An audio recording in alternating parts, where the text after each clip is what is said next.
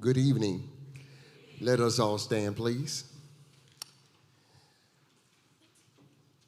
May we just bow our heads in prayer. Oh, Lord, our God, we thank you for our space in this place. We thank you for convening us for such a time as this. We ask that you would help us to come together and to be challenged, and to learn, to grow, and then to glow. We thank you and we love you now. In the name of our Lord, we do pray. Amen. Listen, let's give the Lord a hand praise tonight. Do me a favor, just reach over and speak to the person next to you and say, hello, hello. All right, good. Thank you. You may be seated. Certainly we are thankful and grateful that you're here on tonight. And we are excited about what's about to take place. Listen, my name is Sir Walter Mack, and I serve as the senior pastor here at this church, and I want you to know that you're welcome. I was preparing to come here tonight, and I saw all of the newscasts about a storm that's brewing.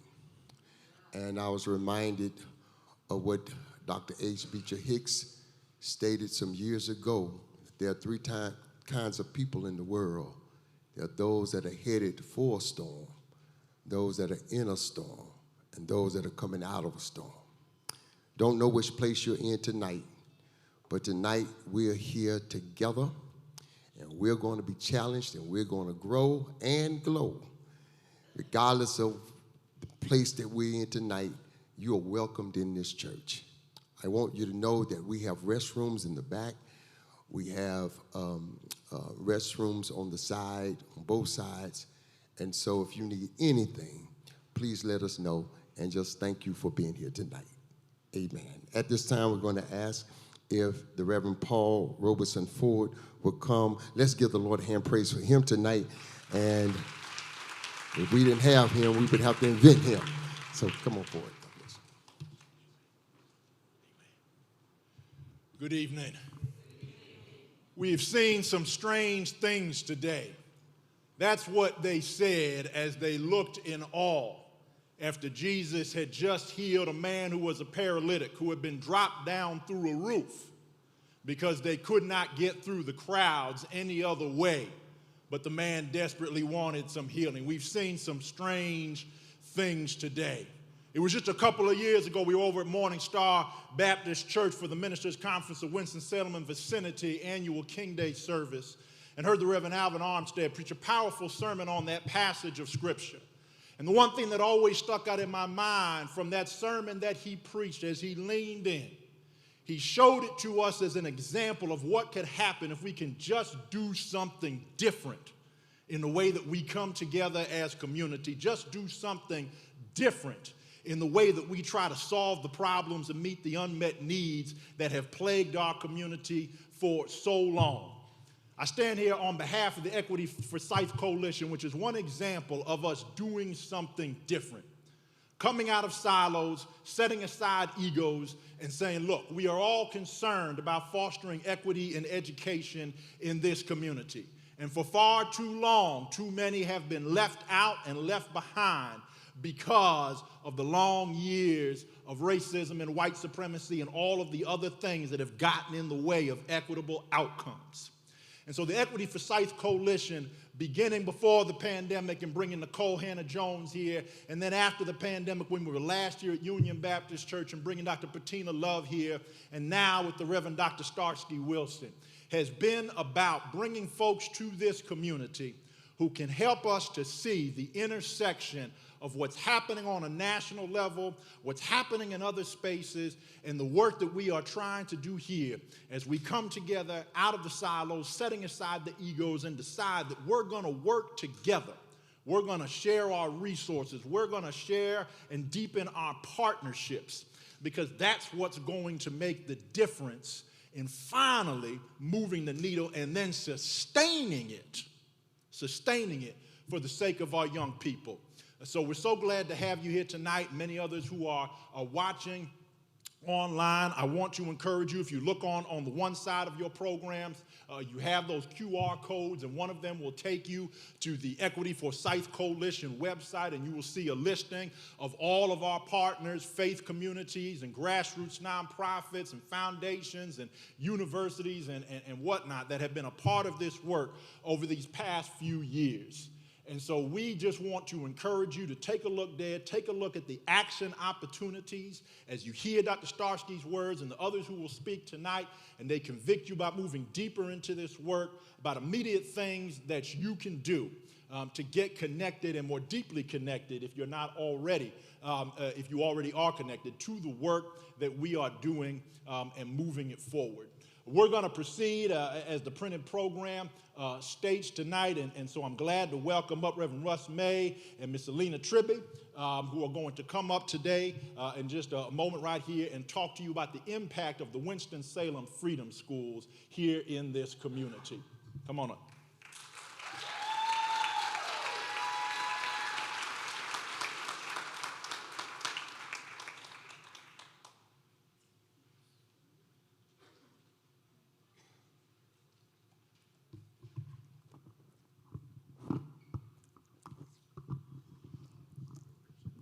I'm a little short. Good evening, everyone. Good evening, everyone. I bring you greetings from Gibson Elementary, where I am the new principal at Gibson, but I just left Cook Literacy Model School, where I was the principal there, and I bring you greetings from the students and staff and everyone that is involved with Freedom School. And so I just want to talk a little bit about the Freedom and Freedom Schools. And I want to tell you a little story. A few weeks ago, I got a phone call, and I was at a meeting, and so it went straight to voicemail. And then I got a text. And the text, it was from one of my teachers, and the text said, "Tribby, give me a call." Well, if you know me, as a principal, I'm a mama bear. And I stepped out of my meeting ready to address the need and the emergency. But much to my surprise, it wasn't a crisis. It was three of my teachers gathered together, and they wanted to just simply tell me, "Tribby, next year, we want you to do more read-alouds for our students. And we want you to use the books that we're using in Freedom School. Now, if you don't want to do the read-alouds, well, we want you to do them, but we want to do them put them on Class Dojo, too." And I'm like, it's the summer. And they are talking about instruction for next year. And they said, and we'll record some with you. But we feel our students need to hear these stories, and they need to hear them from you.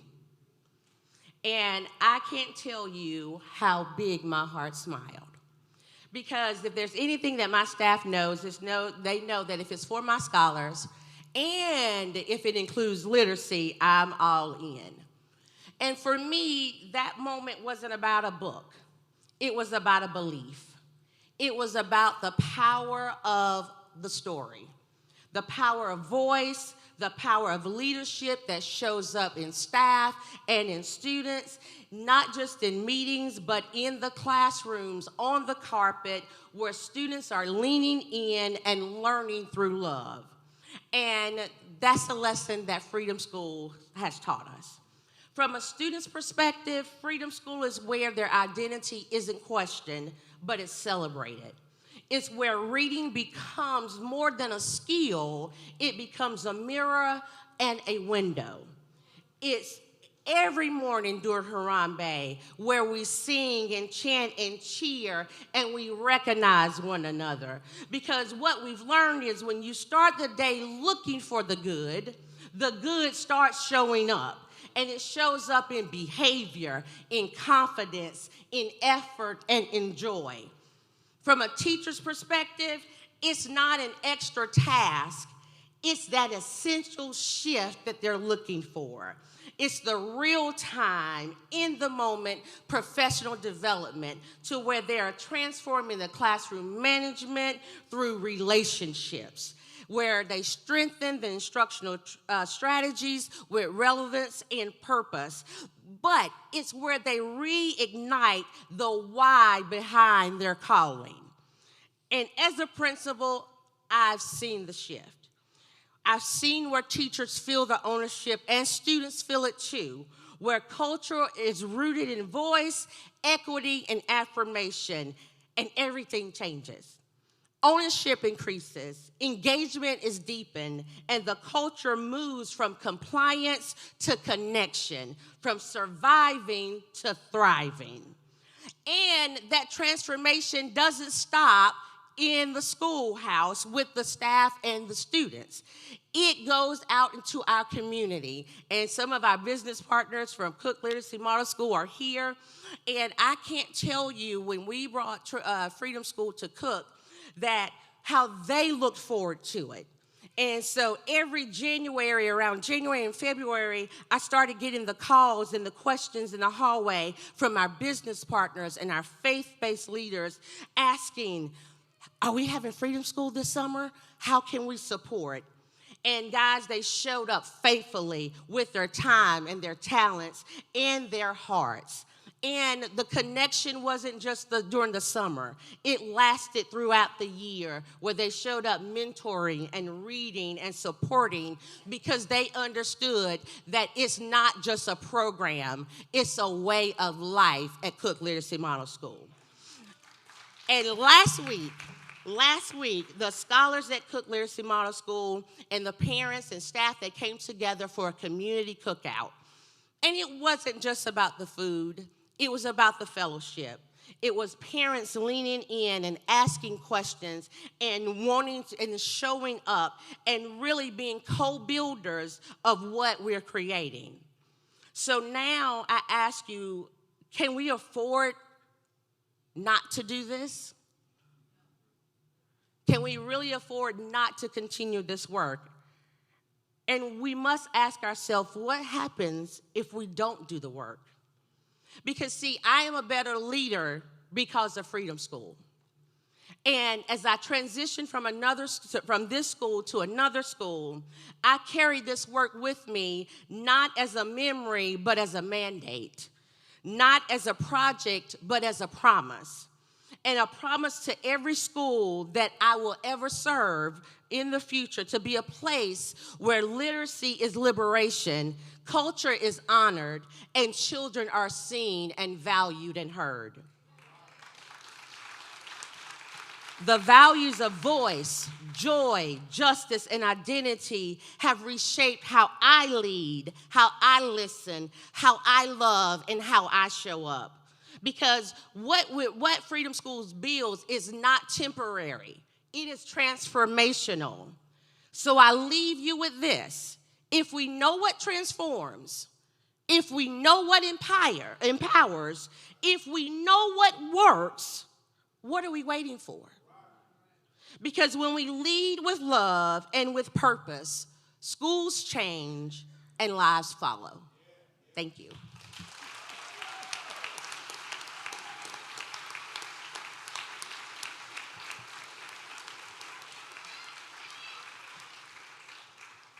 My part's going to be boring.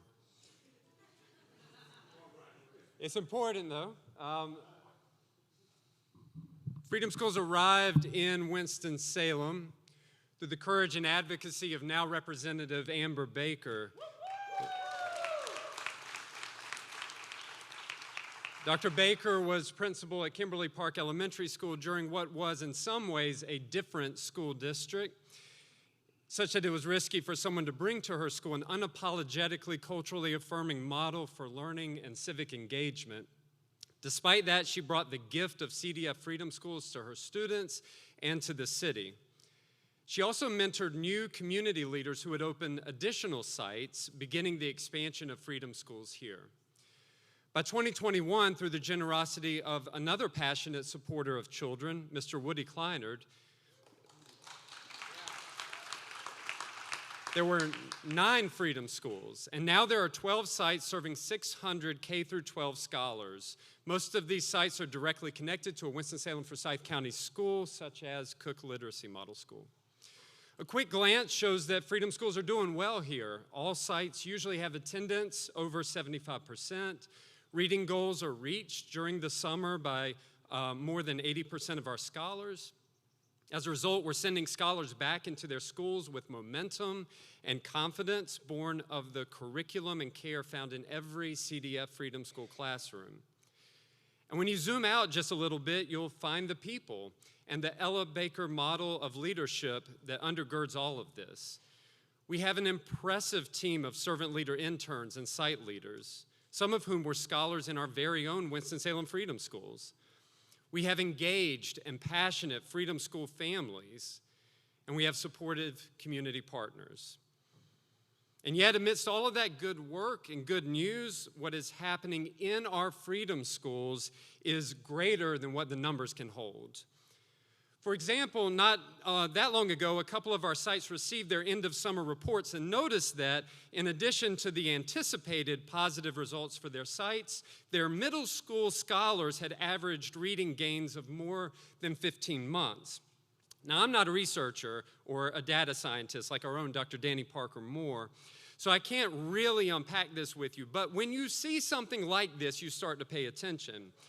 Because here you have middle school youth showing up every day, becoming enthusiastic about learning, and you know that level of attendance doesn't always happen in other summer school programs, but more specifically, you have Black and brown youth who are all the time catching the narratives that they're up to trouble, like daring to go to the ballpark to see the fireworks, or daring to go downtown, or daring to simply exist after their third grade reading test scores come in. And here you have these youth who have seen the dearth of dollars committed to their programs by organizations here because it's too hard to be successful with them, or no church wants to host that age group. And here you have these Black and brown middle school students who've gone to Freedom School for 6 weeks, and now there's some funny math saying that they showed reading gains of more than a year in 6 weeks, and it's like, what's going on here?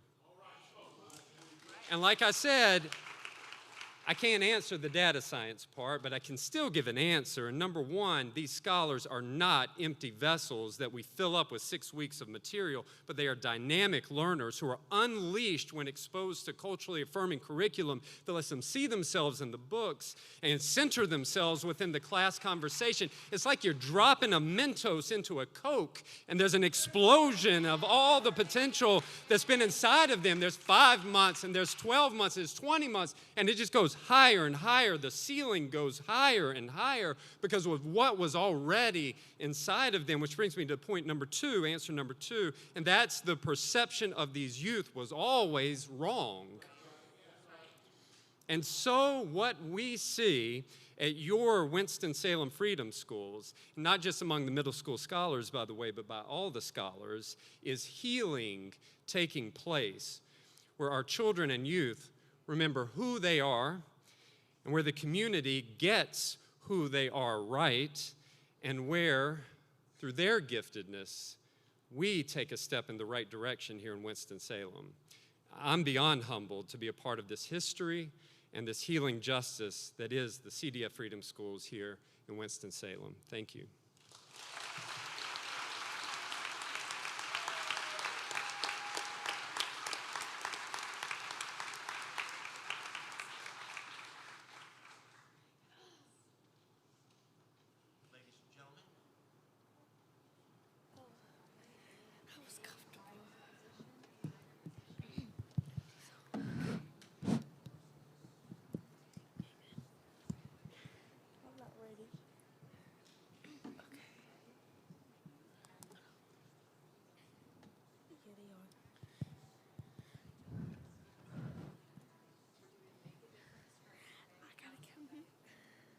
Three, two, one. I'm gonna make a difference in my life. I'm gonna make a difference in my life. I'm gonna learn the things I need to know to make a difference in my life. I'm gonna make a difference in my school. I'm gonna make a difference in my school. I'm gonna learn the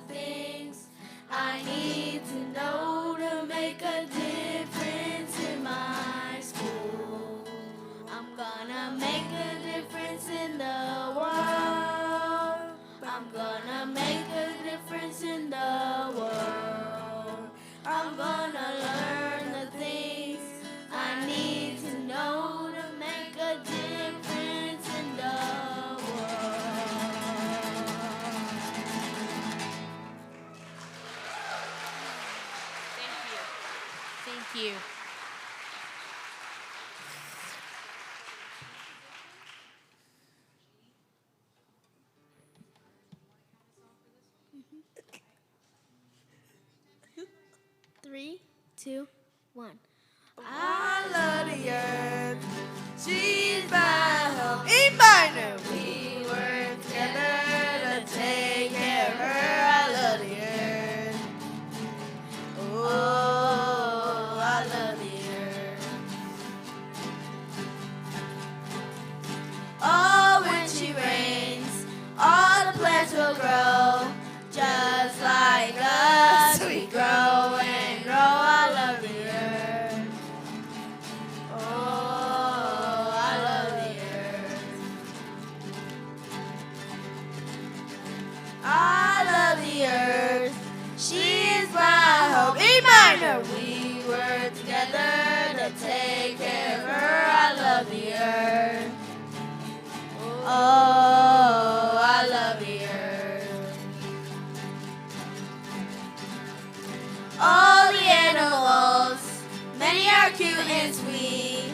We work together to take care of her. I love the earth. Oh, I love the earth.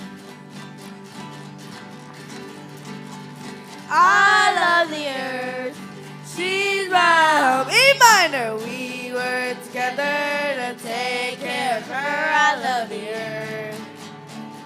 Oh, I love the earth. Our ocean, we keep it clean. We work together to take care of it. I love the earth. Oh, I love the earth. I love the earth.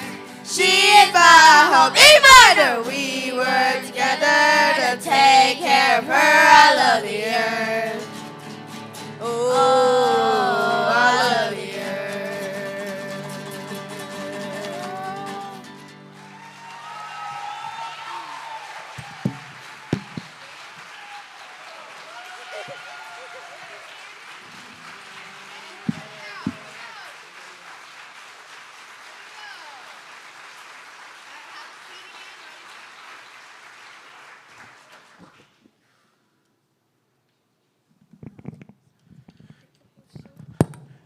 Thank you for letting us do this tonight. We're very excited to be here. This has been an ongoing program for about 5-6 years now. I can't even keep track anymore. Linda Winikoff asked me several years ago, would you do this? And she has that kind of, when you ask somebody a question, it's really hard to say no. So I started doing this. 2 years ago, my friend Susanna McFarland came on board, and we've really made a lot of progress since then. These guitars have been purchased by St. Anne's Episcopal Church for the Freedom School. We do it every year. We run about $5,000, $6,000, $7,000 every year. Every kid gets their own guitar to take home. It's theirs. It's there for their creativity, their initiative, their growth as human beings, as well as. The main thing is that music is cross-connected with math in the brain. Now, and I was told to be quick, so I've just got 2 quick notes for you about the songs themselves. I wrote the first song, and I based it on Ain't Gonna Let Nobody, Ain't Gonna Let Nobody Turn Me Around. So that was the chord progression for that. And then I wrote the lyrics off of the mission of Children's Defense Fund. And then the second song, the kids wrote the lyrics. Susanna crafted the chord progression, and the kids wrote the lyrics themselves. And so for each one of you, Jackie, Serenity, my dear Serenity, and I hit you in the face earlier, and I'm sorry because I fell. And yeah, and I knew that. I knew Serenity. I freeze up in a situation like this. Okay, Carla and Addie and Zakira and what? Did I say it wrong? Zakira. I always get it wrong. Okay, and Marcellus, he's got the same name as somebody very famous in music, and I'm looking forward to the same from him. And Jocelyn and Andy, and also from the school, Addie Esparza has been our faithful assistant. And so we've had a really good time. Last thing, the principal of the school asked us to come back to do this on a regular basis, not just for the Freedom School. So we're actually involved year-round with the kids now. And thank you for that opportunity. Okay, we're done. All right, guys, everybody, let's get up and let's walk off the stage, okay?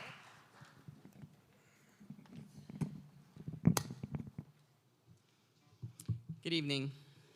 I should know better than to go after students ever. You have to suffer through this.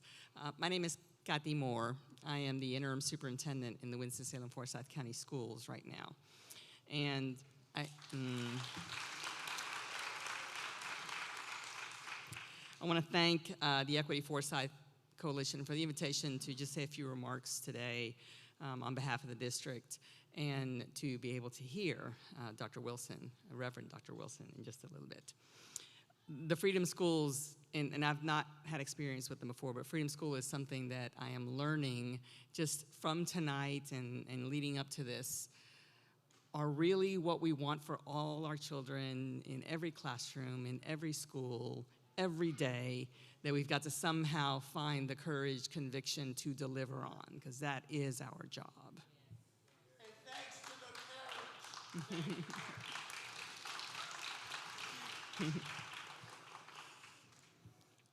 So thank you for the invitation.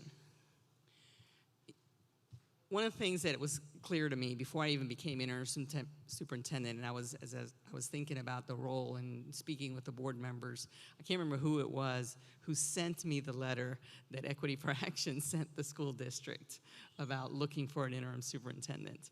And I remember thinking to myself, yeah, because I worked 35 years in the same district further east, spent 6 months in a district little not so further east, and am here now. And the two districts in which I've done interims, this one and the other one, are both communities that unabashedly and unapologetically work on behalf of all students. And they do it publicly, they do it loudly, they do it proudly. And that's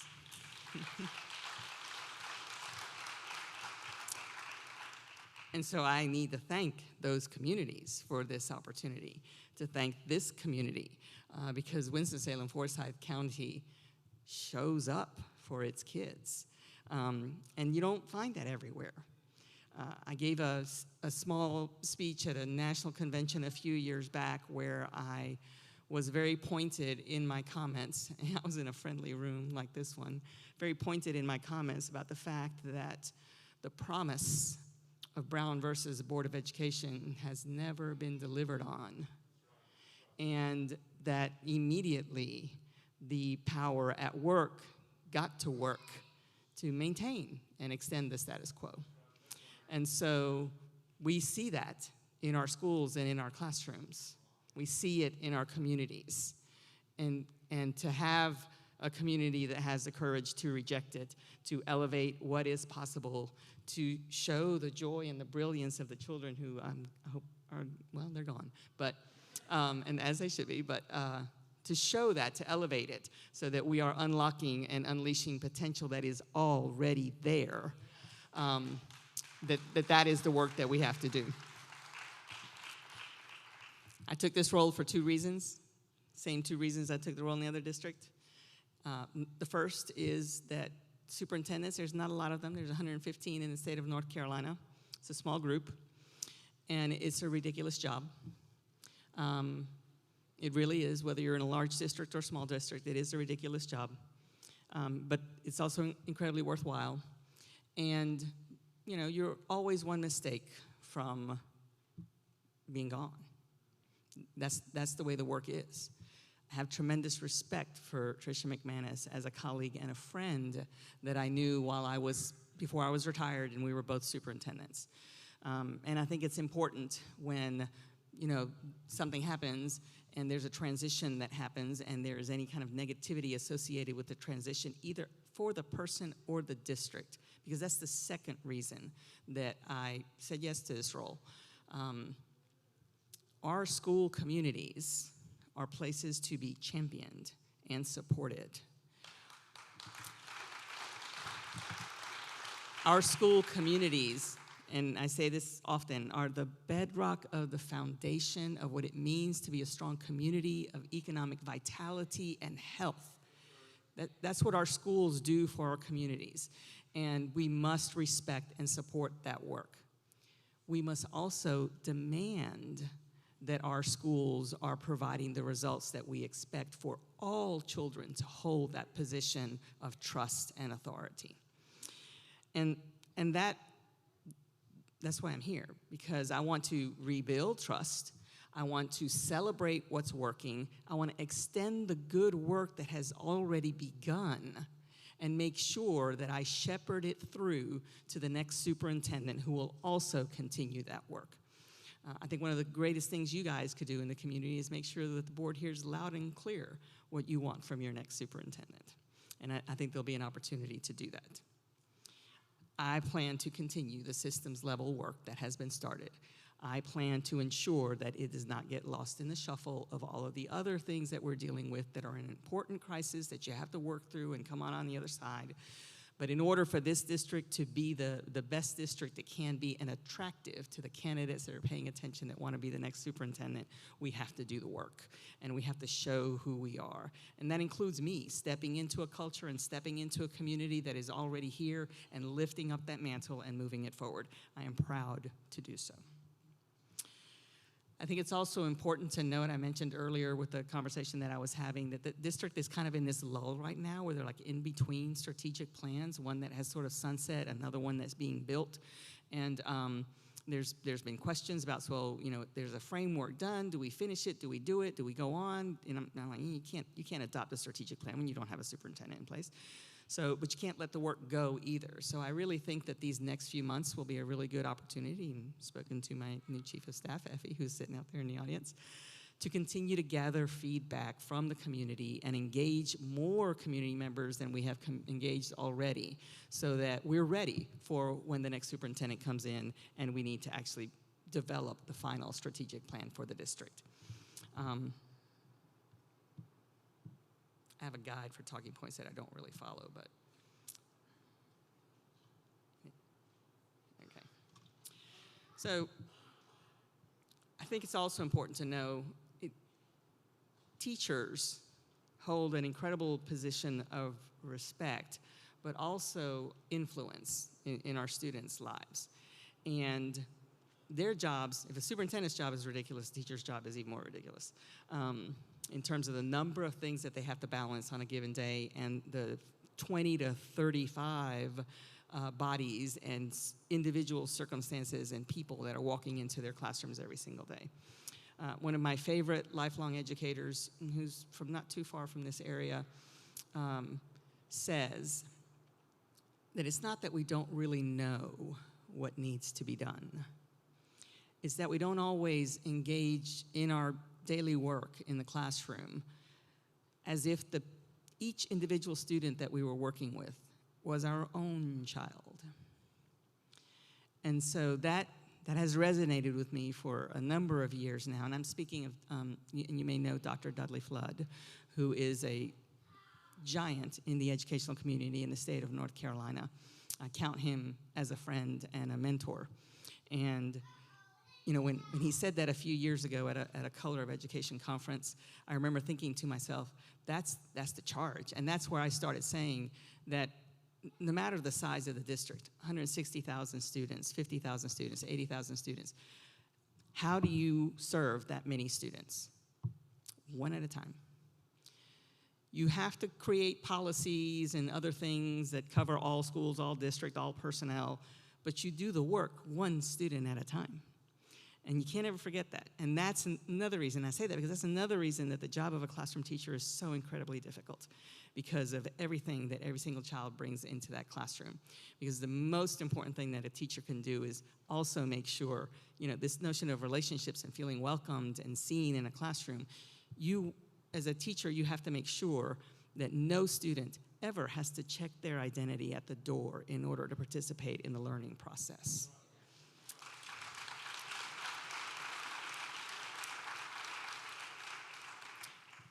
So we want to make sure that every single school and every single classroom is a best choice and a first choice for our families. Students must feel valued, supported, seen. Our staff needs to be valued, supported, and seen because we are a community. I also know that that goes top to bottom. It's not just the classroom teachers. It's every single adult and person in the school. The person who opens the door to the bus in the morning, you are the start of the day of a child. And the person who might be serving you lunch, the person who's helping out in the classroom, people you see in the hallways as you're transitioning, all of them are a part of the experience that our children have every day in schools. We talk a lot about in the state and really the country about the fact that our teacher pipeline is sort of fading away and people are not going into education. That is true. In lots of cases, we see numbers dwindling in college ed programs and that sort of thing. We have more alternatively licensed teachers that don't come through a traditional path than we ever have before. But I also know, as a superintendent, what I would say to our principals and our teachers was, the next pool, the next wave of teachers are coming through our doors every single day. What are we doing to make sure they want to be one of us? We need to have that frame in our mindset as well. Too many students, especially when you start talking about students of color, Black and brown students don't have experiences that ever have them wanting to become a teacher. Let's change that. So.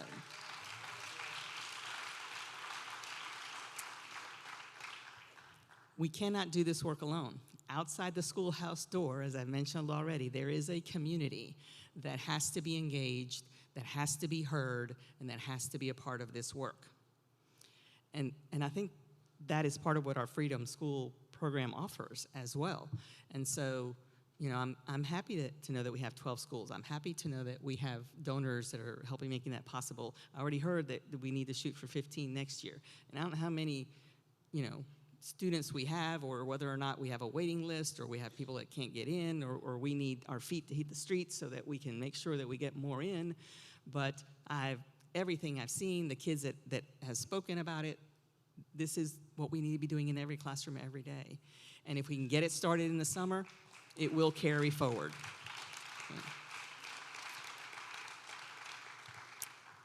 Because it is together that we build the community and the future that we want for our children. So, don't shy away from it.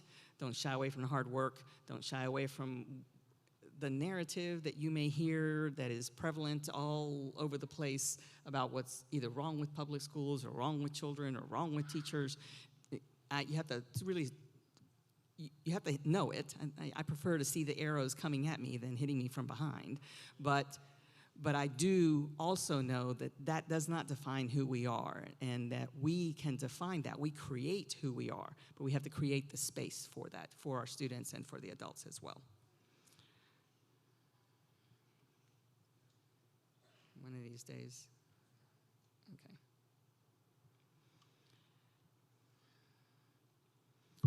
I think that, I'm in a 6-month gig. So at the end of 6 months, when I think about the work that will happen here, I want to make sure that the work that is in progress is elevated and supported and continues. I want to make sure that, I haven't had a chance to speak to principals yet because it's summer and it's just killing me. Because they need to know who is in the superintendent's seat, if only to validate the work they're doing, to support what they're doing, but to also, I'm more than willing to jerk a knot where a knot needs to be jerked, right? And to speak truth and give them permission and let them know that a vision or a mission has not gone astray. It's still there, and that you can't take a break from the work that we've started doing. So I'm anxious to get in front of them, to speak to them, and to do all the other things, like speaking with teacher groups and parent groups and those kinds of things.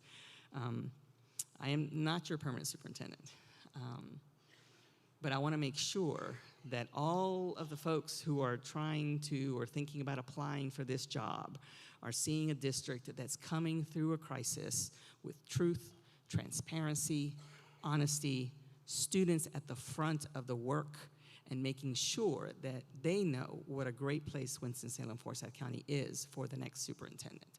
We are auditioning for our next superintendent every day, and they're watching if they really are any good and they want to be here.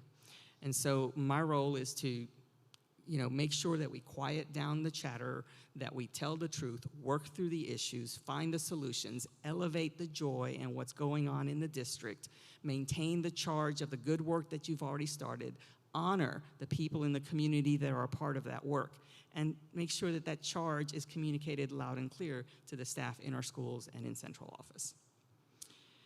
We know that we have work to do to rebuild the trust with the financial mess that we are in, and it is a mess, I'll just tell you that. And we are taking the steps that we need to make sure that we're good for next year. And we still have some stuff left over from 24-25 that's gonna take a heavy lift and take a long time to sort of get through, but we've gotta do that work and get that plan in place and working so that we have the best possible situation for the next superintendent. I know that these reductions that we've been making for next year will have an impact on our schools. They already have. They've had an impact on central office, on our schools, everywhere in the district. There's people, supplies, materials, all kinds of things that are part of the elimination line in order to make sure that we balance our budgets. And the other thing that I've been really clear about saying is we're not excising fluff. We're not getting rid of extra. We need more than even what we had before. And so I want to encourage the community to, as a part of the next budget development process, to speak loudly and clearly about the fact that we need to reinstate reductions. We need to add to some other areas, but we need to be strategic and comprehensive about how we do that. Don't look at these reductions as then becoming the status quo. We must continue to grow and improve for our students, our schools, our communities. So I charge everyone that I speak with at this point to not forget how hard these changes will be on schools and to turn around and advocate for what we want and what we need in the appropriate audiences. And that is the local government, state government, federal government. And those are not always friendly places to be. So I guess I think that as we think about what we do, there's nothing more important than the future that no one in this room will be here to see. And that is in our classrooms every day and in the classrooms 20 years from now. That's the work that we're doing. It's not always it's not really for us, right? It's for others and those that come after us. And that is a sacred responsibility that we have to think about. What are we creating and what will it look like when we're gone? I hope that you will join me in that work and in that advocacy during the time that I am here and well beyond. And then I just want to thank you again for the invitation and the opportunity to just bring a couple of greetings on behalf of the district. At least while I am here, we are here to work with you. And I think that, again, you let the board know what you want in your next superintendent, and that will continue. So thank you for the time.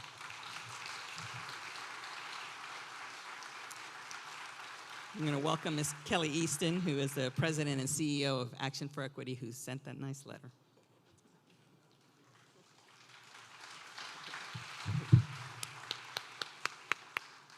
Okay, good evening, everyone. Distinguished for activism in philanthropy, faith, and community, for child well-being and racial justice, Dr. Wilson's public ministry includes service to vital national institutions.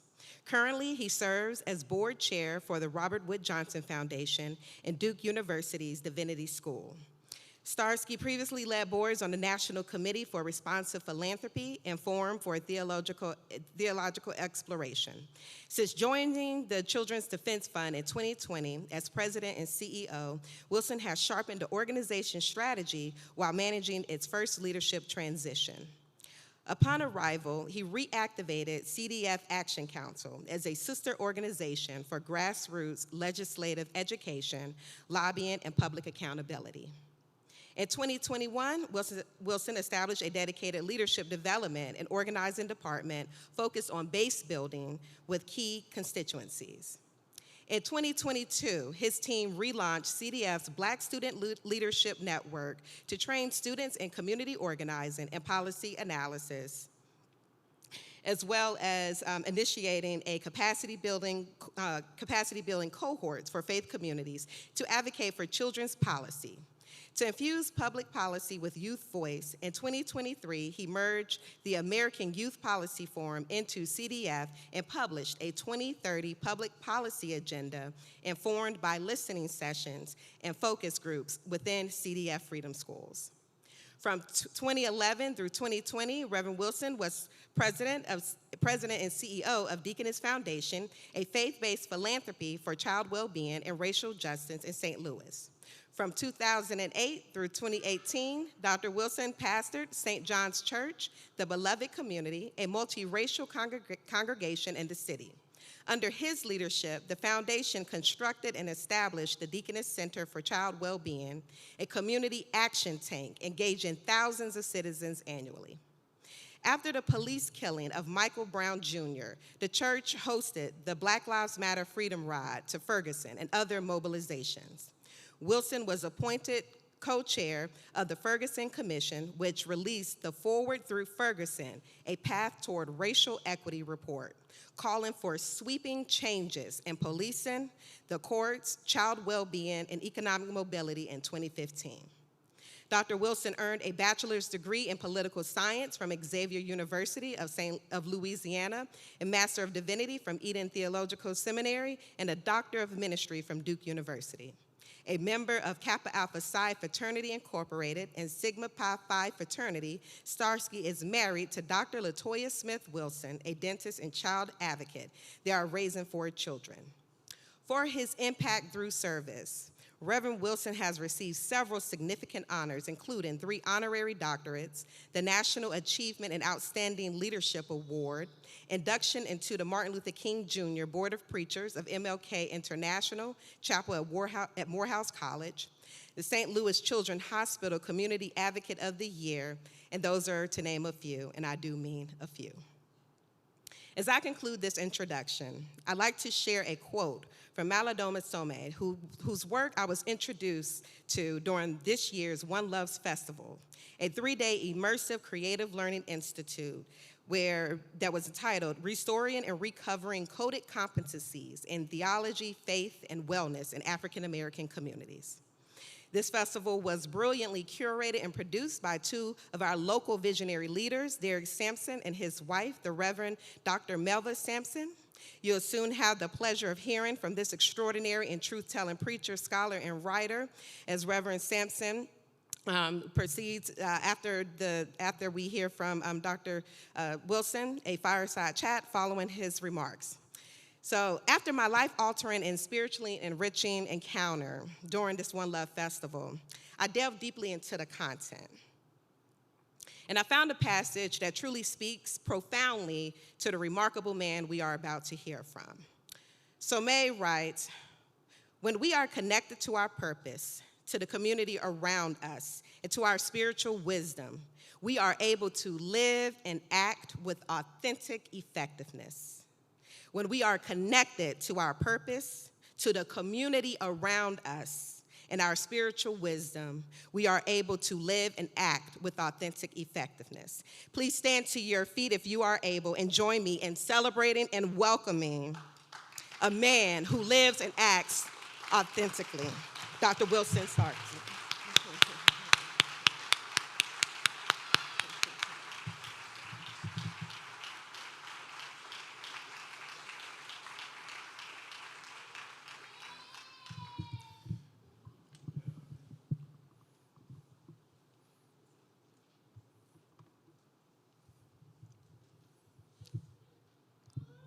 Good evening, Freedom School.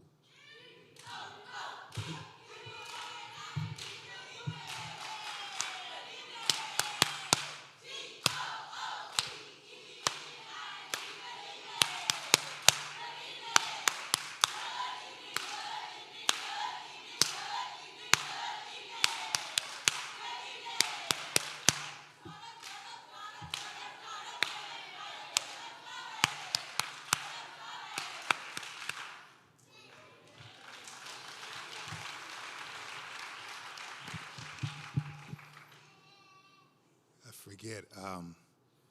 What day is it? At Harambe and Freedom Schools in the house. It's Wednesday at Harambe and Freedom Schools in the house.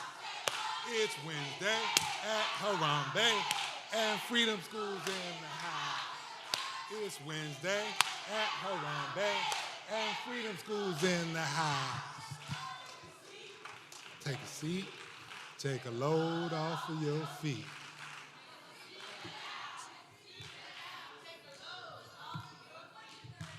Sit on down, sit on down. What? It is good for us to be here. I am glad to be here. I am honored to be here. And now I know I'm with my tribe. Thank you so much, Equity Forsyth Coalition. Thank you to the partners who make up this wider network committed to thriving together in this community. Thank you to the leaders from the school district, from the community. Thank you, Bishop Matt, for the opportunity to be here with you, for the hospitality to community that makes this space and conversation possible. You have already heard that after I talk, I get to talk with my friend, with all of you. And so I'm going to try to keep it tight because I want to talk to my friend. Is that all right? I don't get to Winston-Salem often, so I want to talk to my friend. Is that okay? I shared that I wanted to, and it aligned with the organizers to be able to share from this topic until every school is a freedom school. I want to do that. Now, I was raised in Black Baptist tradition, so there's a few things I got to do in the interest of protocol, if that's all right. First, as we want to give appreciation and honor, of course, to Bishop Mack, to the parishioners here, congregants of Union Baptist Church, for their hospitality and having us all here.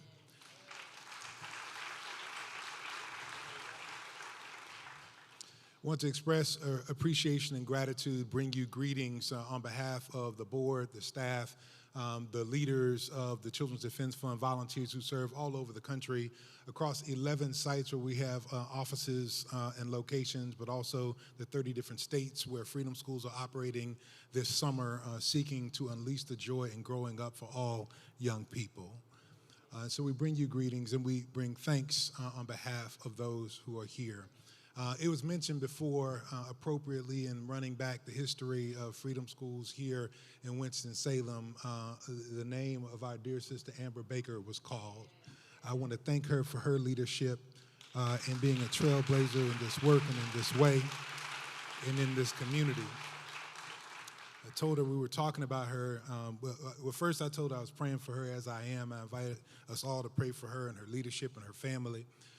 And I also told her that we were talking about her at dinner with my vice chair, who is a member of this community. I don't know if Clay is still here. Clay, you around here still? Clay Grubb, he's on the back row from Grubb Properties. He's a member of this community and the vice chair of the CDF board. So y'all wave at Clay. So this is what y'all call job security. Say let church say job security. Job security. Okay, all right, thank you.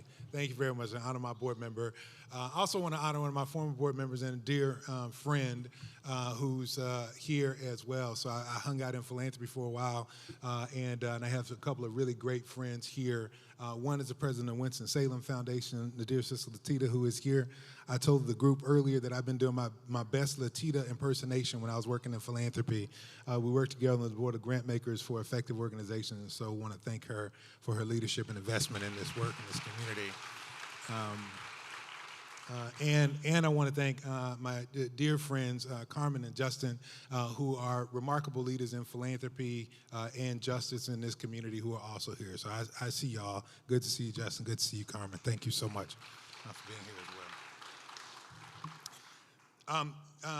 Again, training in the Baptist tradition, even though I'm not preaching tonight, it felt kind of weird coming into pulpit without a book to read from. So I'm going to call a text. I'm going to say a prayer, and then I'm going to give a talk that I'm going to keep tight because I really would rather engage in conversation with my friend than with you. Is that all right? The first vice president of the United States of America, who became its second president, emphasized the centrality of education to the new nation and spoke about the duty of all people to support education for all the people. He is quoted to begin this work by Professor Kimberly Robinson, the head of the Education Rights Institute at the University of Virginia. The work begins with his words, "The whole people must take upon themselves the education of the whole people and must be willing to bear the expenses of it. There should not be a district of 1 square mile without a school in it, not founded by a charitable individual, but maintained at the expense of the people themselves." I invite you to join me in a posture of prayer. I read very briefly, actually I recite very briefly the prayer that was on the traditional logo of the Children's Defense Fund when it was first emerged in 1973. This is the prayer, join me, is the prayer of a small child. Dear Lord, be good to me. The sea is so wide and my boat is so small. Amen. Until every school is a freedom school. That traditional logo of the Children's Defense Fund first emerged in 1973 when CDF was an initiative of something called the Washington Research Project. The Washington Research Project in 1969 was established by one Marion Wright Edelman. Marion understood 2 things that may sound familiar to you. She understood that although there had been a significant uprising around racial justice in the 1960s, and many people had poured out into the streets, and people had committed themselves to a justice orientation in community, and people began to sing Kumbaya together and even began to say a little, "We shall overcome," that by 1969, the country had tired of a conversation about race. She understood and read the tea leaves and understood that those who were in the black community had been significantly marginalized, even in some cases to the point of isolation that allowed them to go to the point, to be pushed to the point of death. And she understood that some white allies had found a place in the anti-war movement where they didn't have to follow black people, rather they could lead them. And so they could be just as progressive without engaging in a racial justice agenda, and they could be in charge, and so they chose to do so. And by 1969, with a country that had tired of race and with allies who had found other issues to talk about, she recognized that the racial justice movement that she had committed her heart and her life to in the South, in places like Mississippi and in Georgia, and time where she had spent in things like the Mississippi Freedom Summer in 1964, she understood that that movement was fraying, even though the work had to continue forward. And she began to make the case, as is told in the unpublished history of the Children's Defense Fund that I get to read because I got access to the notes now, began to have to make the case at places like Pascal's Restaurant in Atlanta, Georgia, to those brothers of the civil rights movement who wore dark suits, white shirts, and ties. Those brothers from the Baptist tradition who thought that we continued to go forward in the race tradition. She said, you know what, if we actually expanded the conversation to a conversation about children, we could get 80% of our racial justice agenda done, and we could bring more people into the conversation because the country has tired of a conversation about race. Sound familiar? And so she established the Washington Research Project to begin to study these issues in 1969. And then in 1973, the first of a series of 4 significant papers, a research report of 400 pages, was released entitled Children Out of School in America. Children Out of School in America was a report of the Washington Research Project and the Children's Defense Fund initiative of that project. And it sought to tell the story of why there were so many children out of school in America. What was keeping young people from access to education in America, even with the narrative and the theme of the American dream that if you work hard, get an education, defer gratification, you can do better than your parents? What was keeping these kids out of school? It is interesting to know that Marion was one of the project directors for this study. Marion, alongside Mary Lee Allen, who became the 40-year policy director for the Children's Defense Fund. There was another young woman by the name of Hillary, you may have come to know, who worked on this project along with 300 people who went across the country, one Mama Itahari, also knocking doors in the 1970s about this report to ask people in their communities, what's going on with your children? Why aren't they going to school? What are the barriers? They asked them about their aspirations. And they found at least 3 things, because I'm a Baptist preacher, so of course it had to be 3 things. They took a grassroots, door-knocking approach to ask what was going on with children. In the report, they brought what they learned with the statistics and the data, and they did not leave out the stories. We saw in this report the images of those children. We saw the conditions in which they live. We were introduced to their parents and the realities around them. And what they found in 1973, 6 years before there was written into federal legislation a Department of Education, what they found was that if young people were black, and if young people were poor, and if young people were differently abled, I'll add one, and if young people's families were constructed in a manner or on a timeline before they could have planned, then they found themselves out of school in America. The schools were not built to serve, to provide access to those who were black, to those who were poor, to those who were differently abled, and for those whose families did not meet a certain type or timeline in the American imagination. And it seems helpful to me to go back to this picture of this report and how it worked in 1973 in a time when we have to recall and remember that there has not always been a Department of Education in America. It is helpful to me because I have to consider, by virtue of my responsibility and role, what it may take when we have a Secretary of Education who suggests that the department is on its final mission. Her words. When we have 2,000 employees out of a department of 4,000 people that doesn't just have a civil rights office, but is a civil rights office. Being dismantled and underfunded by H.R. 1, which took $350 billion out of education with a stroke of one pen and celebrated it on the 4th of July. I find it helpful to go back and get it, fetch it. This report from before there was a Department of Education, because it seems to me it may fall to me and not me alone. But for those who say they care about America's children, to make the case for investments in education again, not just in freedom schools, not in freedom schools,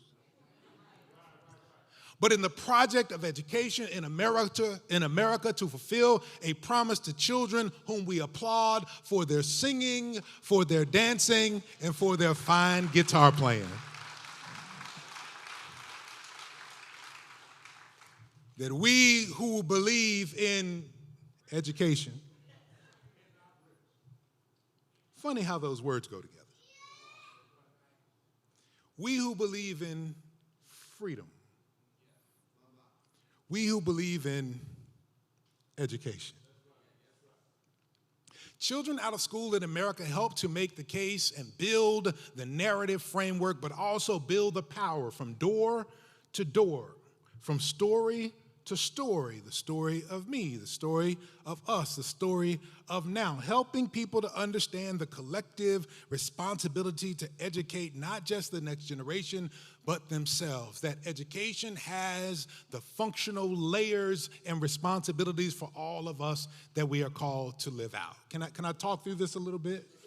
At a time when we are investing less in education and having gone through some of the shifts that Marion saw, the country has tired of a conversation about race. The thing that Dr. Kati has named, that we have never fulfilled the commitment of Brown versus the Board of Education to provide access to education equally to all young people wherever the state provides such. That we have sought to avoid the commitment to provide a federally guaranteed right to a quality education. When when we in the South, yes, I'm from the South too, have decided to close down whole school districts rather than desegregate them. When we, as we sit in the Christian church in the context of the South, we have been the same Christian folk who have set up Christian schools in order to segregate from the black children who would go into the public schools. When that is our heritage and that is our history, we might want to go back and get it, because it's not just that we don't even have to set up Christian schools anymore to segregate our white students from our black students. We can use the first federal voucher program in American history to take resources from the poor, black, disabled children who weren't served by the schools in 1973, have been wrestling to get served by them for 2 generations when we had a federal Department of Education, and still have been getting shaken and shook by the trappings of local communities, not just here in the South, but not in the South, not just by Christian folk, but not by Christian folk, and not just by white folks, but not by white folks. There is a responsibility that is greater than any intervention or any project or any program or any collaborative. What is it? It is to fulfill the promise of education. What is the purpose of education, you may ask? Functionalists may suggest that education serves the purpose of preparing people for the franchise. Public education is citizenship preparation. That John Adams quote suggested that, if I could go deeper into it, he suggested that democracy doesn't last too long with ignorance, and ignorance doesn't last too long in a democracy. That these two things can't go together. That the exercise of the franchise requires an educated citizenry. And this education is the point and the purpose of public investment in education. It is not, I do not deny the residual benefits of the preparation of a workforce. But I seek to hold to an originating mission of public education that is not about preparing my children as cogs for a machine for someone to exploit in a capitalist way. Public education is not a workforce development program. Children should enjoy being children as a stage of life in and of itself. And as whole human souls, all of us who claim to be made in the Imago Dei ought to affirm that they don't get that at 18. And so, because education is about, yes, citizenship preparation, but it is also, for the functionalist, it prepares people for society to function in society appropriately. Yes, a robust economy is a residual impact of that educational preparation, but citizenship education is required in the context of a democracy. But if you're not just a functionalist, but I don't know, maybe a liberationist, then you believe that education is so that people might live free. Freedom. Freedom from constraint and oppression. That the ability of one to have literacy and to lead, to be able to read and to lead, is something that allows one to throw off the shackles and or constraints of anyone, of any stripe, of any background, of any community, of any culture, including their own, that might seek to hold them back. That education serves the purpose of citizenship preparation, but education also serves the preparation of liberation, that our children might live free. We who believe in freedom, we who believe in education, and some of us have the audacity to believe in the well-being of children.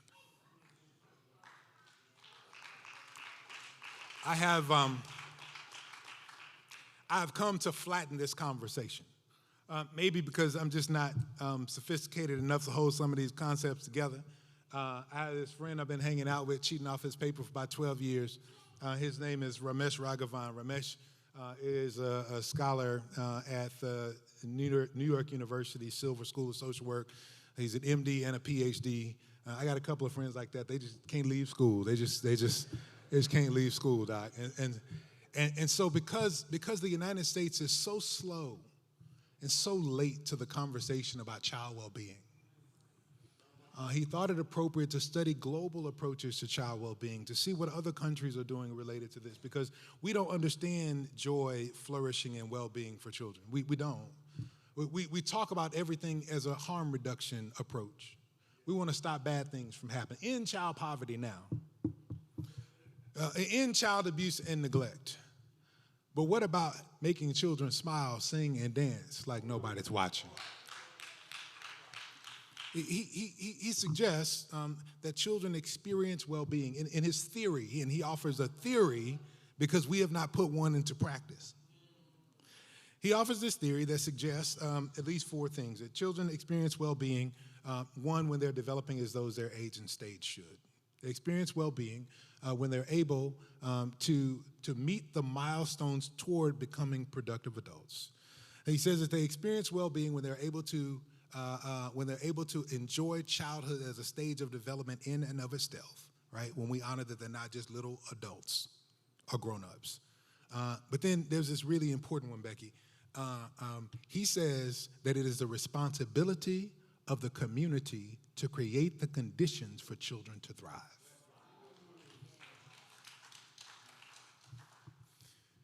Child well-being is not a singular intervention. I hear you, Marion. Children don't grow up in programs. They grow up in families and communities. And not only must we care for those families and communities, but those families and communities must accept responsibility for creating the conditions for them to thrive. So I come with all of that ramp up to raise this question that I raised with a small group earlier. CDF has run Freedom Schools for 30 years. We have touched the lives of 200,000 scholars in the context of that. We're studying with Dr. Danny over at Wake Forest University the impact of the fact that we've also trained 20,000 young adults and college students to run these programs, and they have gone on to do remarkable things in community, and we want to know what that ecosystem is like, because it's not just about literacy development, it's also about leadership development, and we know that we have touched over 30 states, and we're running in 200 locations, and we know we do so with 130 partners. My question, though, as the new executive of Children's Defense Fund, because I know I've been there 5 years, but the person who did this job before me did it 45 years, so I'm going to be new for about another 4 years. You know what I'm saying? I'm working this new thing for as long as I can. What I want to know, having started this work in Missouri as a volunteer and knowing that Kansas City had a wide network of freedom schools in 1995, and the first study was done on freedom schools there in that faith-based network of churches there in Kansas City, and the Philippa Research Associates talked about and validated all the things you've heard about that have already come to suggest that we increase summer learning and we decrease summer learning loss, and we can have these kind of partnership advances in young people's literacy. What I want to know is this: how long are we going to be running freedom schools? I asked the question, how long, Carmen, because I'm not an organizer, but I play one on TV. I asked the question, how long, because I understand, like the Algebra Project of Bob Moses, that CDF Freedom Schools were an organizing project. They're not just a direct service program. I understand how organizing works, is that you demonstrate and you test what is possible. You show people in community the value. You demonstrate it to the systems, and then you build the power in the community such that you don't have to keep doing it on your own for 600 students in your freedom school, but rather you make the system that you paid for with your tax dollars do what you've been doing yourself in your community out of your other pocket.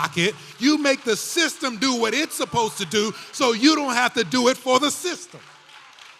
How long are we going to be running freedom schools and asking school districts to invest in culturally relevant pedagogy? How long are we going to be gathering parents to deal with their problems and telling the PTA that you can't talk down the student, talk down the parents about how they get there, when they get there, but rather you have to create a container where they can do problem solving on their own, and understand that may mean some tension for the teachers and some tension for the principal and some tension for the superintendent, but it will be better for the children. How long Are we going to be trying to get people in community to take out of their pocket, find new philanthropists, find multi-sector investments to create a new network and a 501c3 and a supporting organization in a philanthropy in every different community where we got to run freedom schools rather than calling for the system that is the number one payer for all social investments? That is the government. That is not institutional philanthropy. Calling on the state, which is the primary payer for education. How long are we going to be running freedom schools rather than calling for liberation, education, and citizenship preparation in the schools that we already paid for? How long?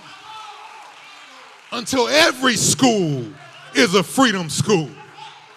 It shouldn't be the case that the scholars that I've come to know in Allentown, Pennsylvania, I was with last week, or the ones at Francis Burns United Methodist Church in Columbia, South Carolina the week before, or the ones in the Winston-Salem Freedom Schools here, it should not be the case that they have to wish that the classroom that they spend time in from September through May was like the classroom they spent time in June, July, and August. It shouldn't be the case that they have to come home and tell their parents, I wish Miss So-and-so was like Mr. So-and-so at Freedom. It shouldn't be the case. 30 years is too long when we've proven that it works. 30 years is too long when the children have called for it. 30 years is too long when the servant leader is getting better outcomes than the certified teachers in a program that they got to run because the district and the state told them that they had to run it like they run it. I ain't got nothing against a good teacher. I know a whole lot of good teachers. I got a challenge with a system that doesn't allow them to be free. How long?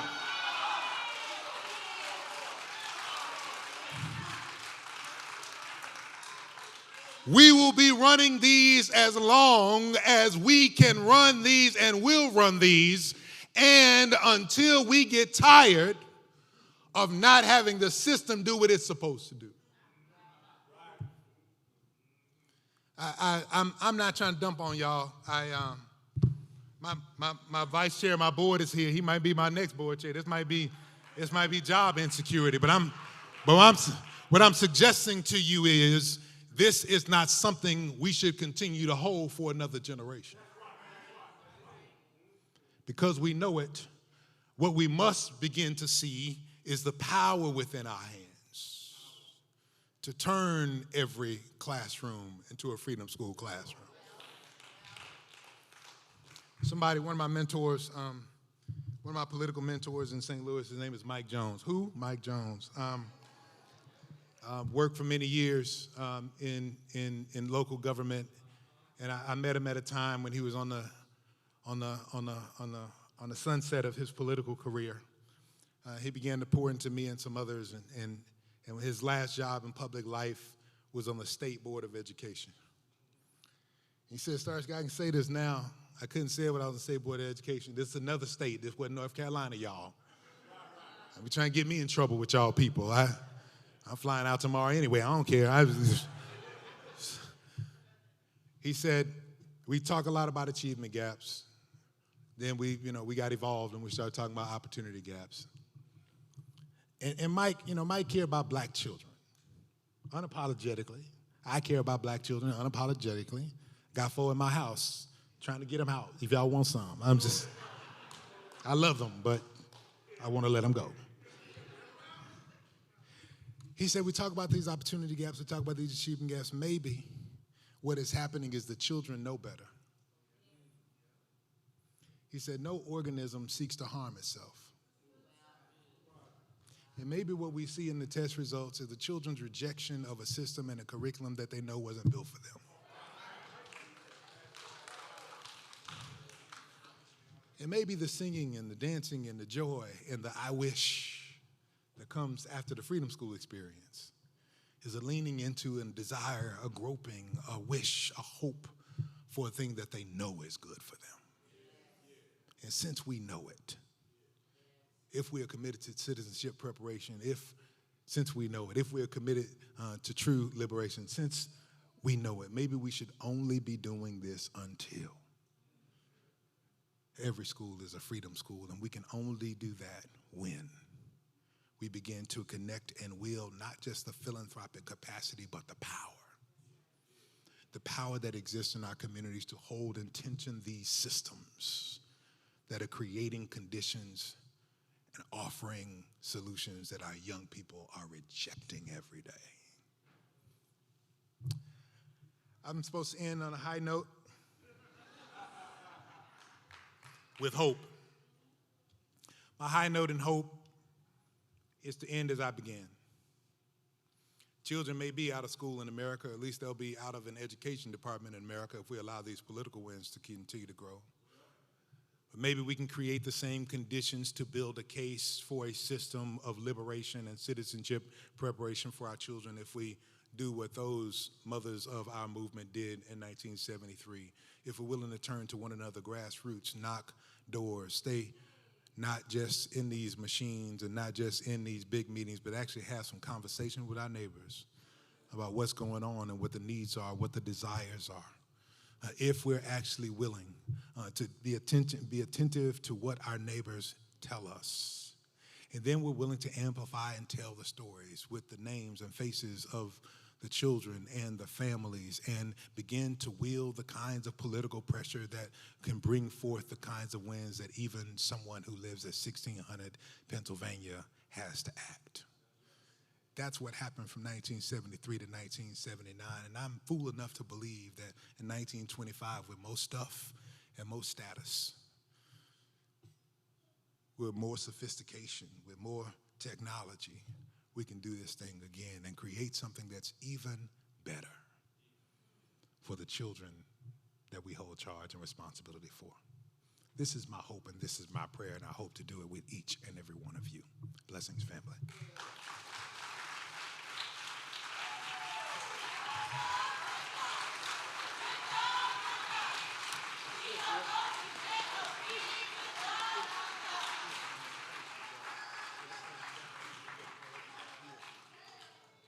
Come on, give another round of applause for the Starsky Wilson. Amen.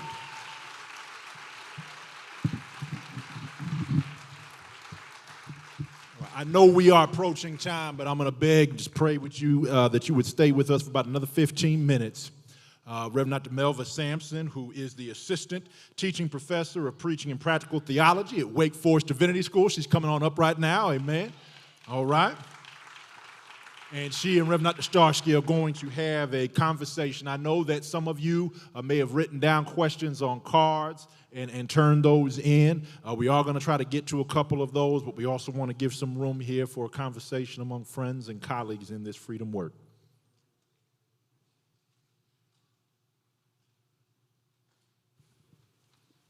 Tess. Good evening.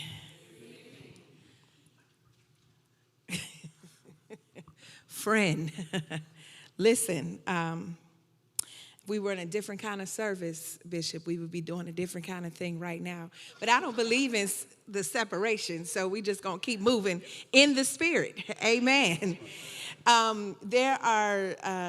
This is a conversation between friends. You are here, but you're kind of not here because I'm probably going to ask some things that I would ask if we were, engaging and having good conversation. And so I want to jump right in because you have challenged us. And as you were saying, how long? I was always saying, not long, not long. Yes, I mean, I was in. And so I want to jump in around sort of on the role of community in child well-being. So I'm just gonna throw some things, and you would however you catch them. Okay. Right. So one is, how do we reclaim freedom schools as organizing strategies, not just as literacy programs, but this blueprint for systemic transformation? Now just listen, because I know you're going to remix it, whichever one falls on you, right? You asked how long, so I want to press. When is the right time to move from freedom school pilot to full policy? And what would it take to get every school district, including Winston-Salem, Forsyth County, to fund and adopt the values of Freedom School year-round? Now, I know you don't know what the fund is, but from your perspective in CDF, why we have, the people here listening who can make those decisions. Amen. Amen. No, I appreciate this. So first, I want to name that one of the critical elements of Freedom Schools, every Freedom School is called in the model to have parent meetings every week. Those meetings have to engage fully, so this is aspirationally. So first, let me tell you what I did. In my community in St. Louis, when I got the first directive I got from Marion Wright Edelman when I did not work for her was to go back to I had known her for less than 48 hours. She said, go back to St. Louis because y'all just got one Freedom School and y'all, at one point y'all had 12. And so you need to go back and build up the Freedom School network. And in the model, what we did when we built our network of 6 Freedom Schools within UCC congregations in our community, is we made the parent meetings organizing meetings. And so we weren't organizers. I served at a philanthropy, but my church was a member of the Gamaliel Network. And so we invited the Gamaliel organizers to come in one week. We invited the Movement for Black Lives organizers to come in another week. We invited the parent movement organizers from Illinois and the East Side to come in another week. And what they did was they provided training to the parents. They did a little policy education around things that were happening with children's lives. And they then gave the parents models for organizing and building power so that they could engage in their communities. And then we handed them off. Depending on the issues that the parents got excited about, they then began to organize throughout the year with one of those organizing networks. And so there is a parent engagement capacity that can be used for organizing and education and putting people on point on issues and handing them off into organizations that you don't have to hold. So that's number one. Number two, the servant leader intern element. We talk a lot, and I try to demystify this. Yes, we're built on a model that we saw and we're inspired by in Mississippi Freedom Summer, where people understood you couldn't just come and register people to vote and empower them, but rather you had to have a space with their young people as well, and so began to teach literacy there. Credit Charles Cobb, a student from Howard University, preacher's kid out of St. John's Congregational Church in Springfield, Massachusetts, who brought that model. But we also have to understand that we came up in an era we started this program in the 1990s when there was a service learning boom in America. And so we leveraged the benefit of people's orientation to service to find a way to train and graft college students into a movement that they didn't have proximity to. And so what we began to do is we started organizing and planting seeds of movement in college students at the same time that we were training them with the political education. So I know some of y'all have been to Alex Haley Farm. Some of y'all would never go to Alex Haley Farm. I'm going to break a rule, but Ms. Edelman can't catch me. She said, everybody don't need to know what's happening down on that farm. Part of what's happening there is a politicization. And so part of the organizing is also providing political education to young adults who lead all movements. And so that's part of our responsibility. It's part of why you heard that we have restarted our Black Student Leadership Network, because we've trained and put 1,400 college students across the country to work this summer in this program, and I want to have all of them organizing and building power across the country. That's my part. But I think there's also a part that in each community we could be taking some of this work as well. That's good. Yeah. I want to talk a little bit, stay on this local accountability and systemic audacity. So we are watching Christian schools and private academies rise up again as these kinds of mechanisms of resegregation. How do we challenge church folk who are funding separation and still shouting about justice on Sunday? Yeah, I mean, first, we really have to begin to do stronger. I think we do political education from the pulpit every Sunday, whether we think we're doing it or not. Because we're preparing people to live a certain way in society based upon what William Serban, my first political science professor at Xavier University, taught me. Politics is who gets what, when, where, and why. Whether it's you get salvation if you accept, believe, and confess, that's a political exchange. or whether salvation is a communal project as Paul actually spoke of it. You are teaching people, you are preparing people to live politically in a world, no matter how, whether you call the name of a candidate or a party or not. So first we have to own and honor that we are doing political work from the pulpit. I say it with all my pastoral credentials for everybody who want to question that, okay? Blame Duke for it, right? We're in North Carolina. Blame Duke if you don't like that. So first we have to honor that. Second thing we have to do is we have to interrogate and do some work from a church leadership standpoint, and that's laity and clergy.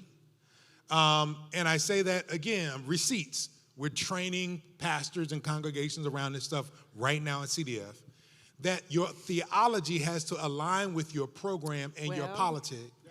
And every church that is open in Jesus' name should have an articulated theology of child well-being.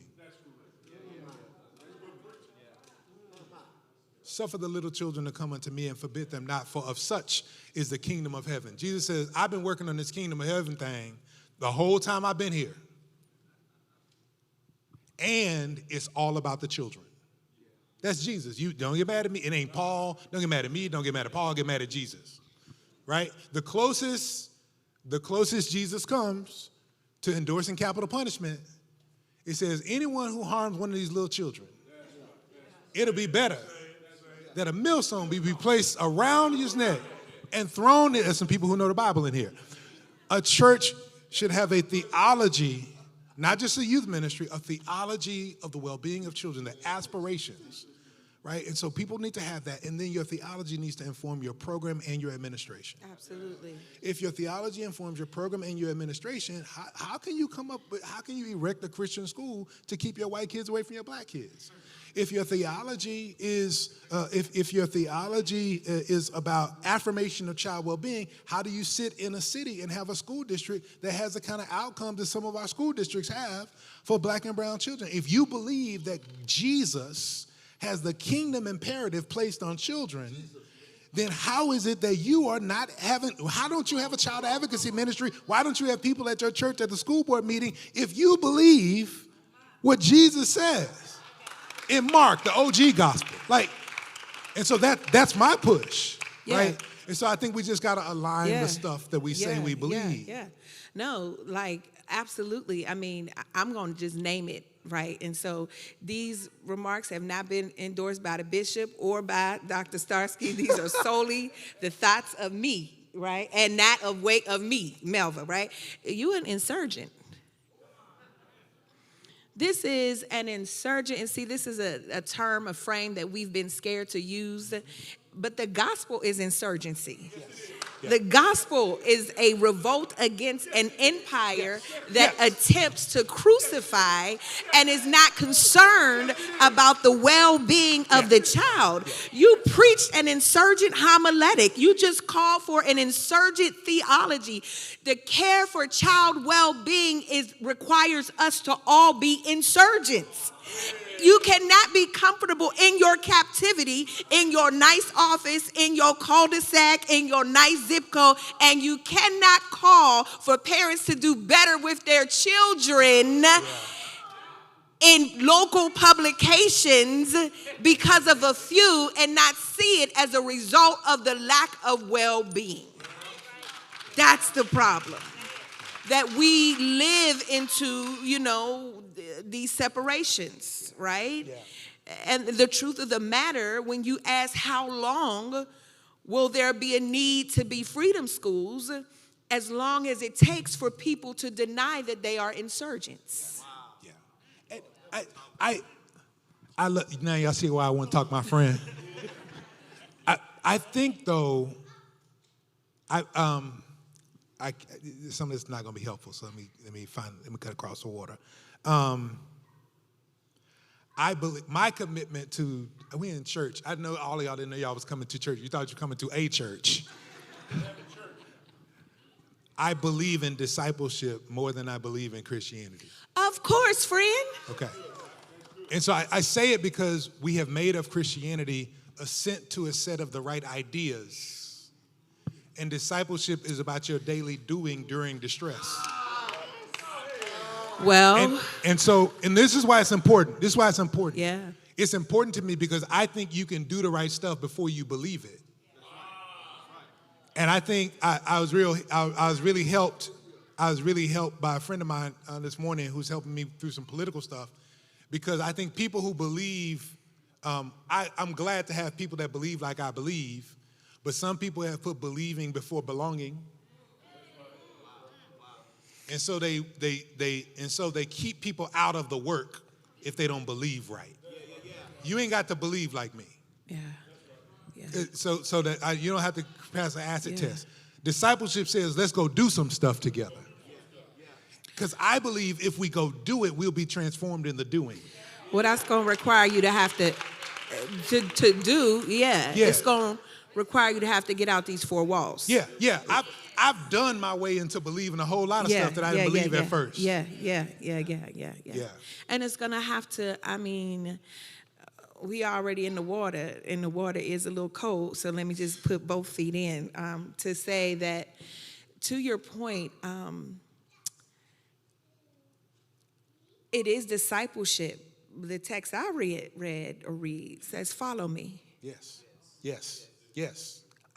Already got it. Mother already got it. She said, uh-oh. Yeah, and so I think where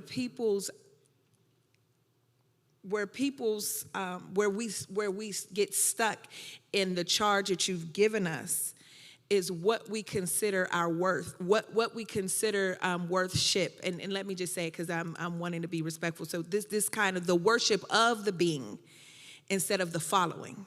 Yeah. It's two different things. You can't follow if you can't lift your head to see the way. Yeah. You can't follow me to speak truth to power if you're bowed down in front of me. Yeah.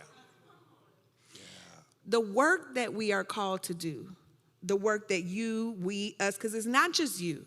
Liturgy. It is, come on. It's the we who believe. The work of the people. The work of the people, Liturgy, right? the work of the people. Ashe. So the question that I have, and then, we'll open it up, is my spouse and I are raising, just as you are raising younger people, and I like to call the people that we're raising in our home womanish girls. And womanish is, I'm retrieving the utility of that. It is not fast acting. It is audacious, who have the audacity to recognize that they deserve joy, that they can question.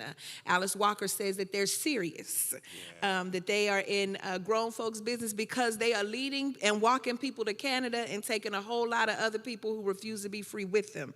So the question that I have for you is, I need to know then, what are the risks to their souls if we keep treating joy as a reward instead of a right? What happens to a child's spirit when school is the site of erasure and summer is the only sanctuary?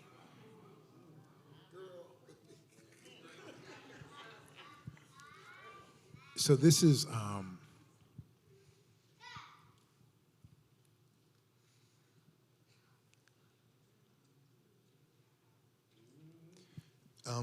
this work is life and death.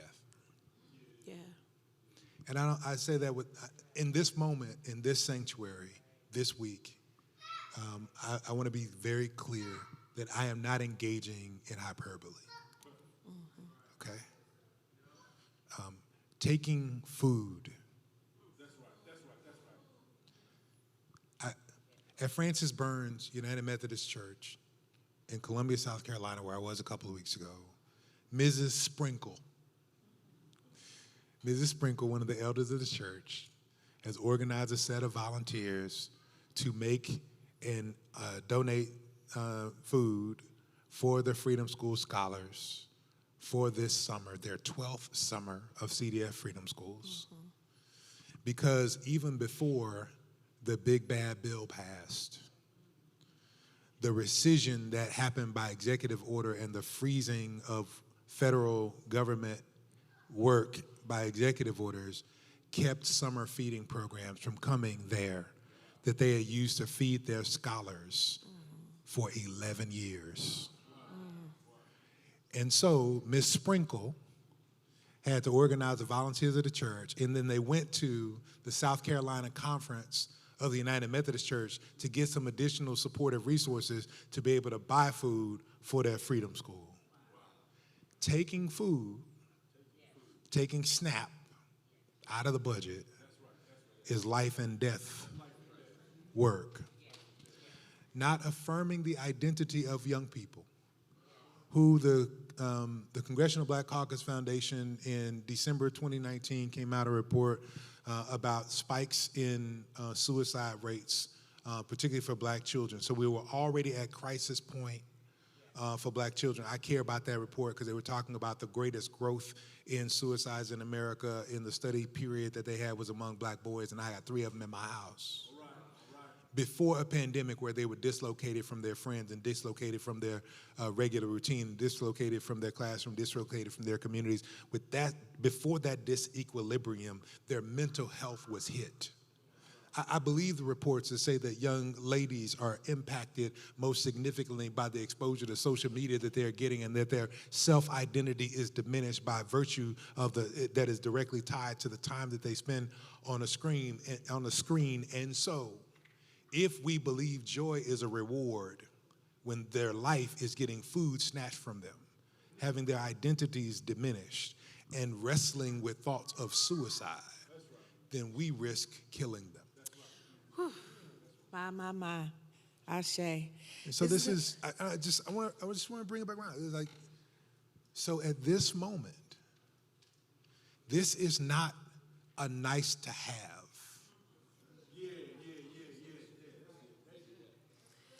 This is not an also ran. This is not an okay thing to do. Yeah. Yeah. And let me be clear. It is my job to look down the road. Yeah. And to preach down the road. Yeah. To cast down the road. Do not pass this corner. Don't pass the kids on this corner. Because I'm talking to you about down the road. We must serve as robustly as we can through this network right now, the scholars that are presented to us. We must invest deeply in the system as we have it. We got to take the school system like we take the church. Love it as it is for the sake of loving it into what it can be.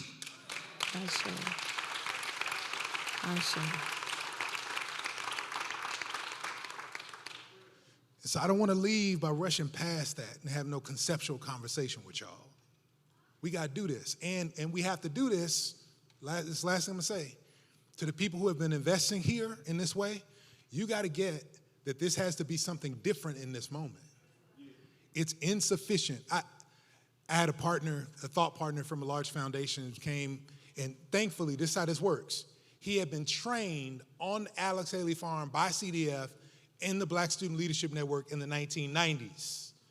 He got his political education through this. He had served in Freedom School. He got his understanding through this. Now, he's responsible for millions of dollars invested in social impact and social change. We were on the farm together a few weeks ago, and he was remembering all of this and the infrastructure that was built through Freedom Schools. He said, oh, you got a full network to reduce harm and communicate with people in the context of oppression in the interest of resistance. I said, what? Because, we be using multisyllabic terms. We got to slow that thing down. I want you all to get this, Winston. We have a network across the country of 12,000 families. We have relationships if we do our parent meetings right. We have trust and relationship with all of those families. We have the kind of community advocates and volunteers like all of you who can read aloud and who invest in the program, who feel something about it, who are getting proximity to the needs of these children. And there will be a moment where it will be this system, this network, these relationships will be called upon to save lives. And we will learn that the system and the relationships were not just for the delivery of a wonderful program. They were for the day when needing to communicate and have trust across difference, because we have served and supported one another, will create enough of a container that we can build an alternative to those who have stripped resources away.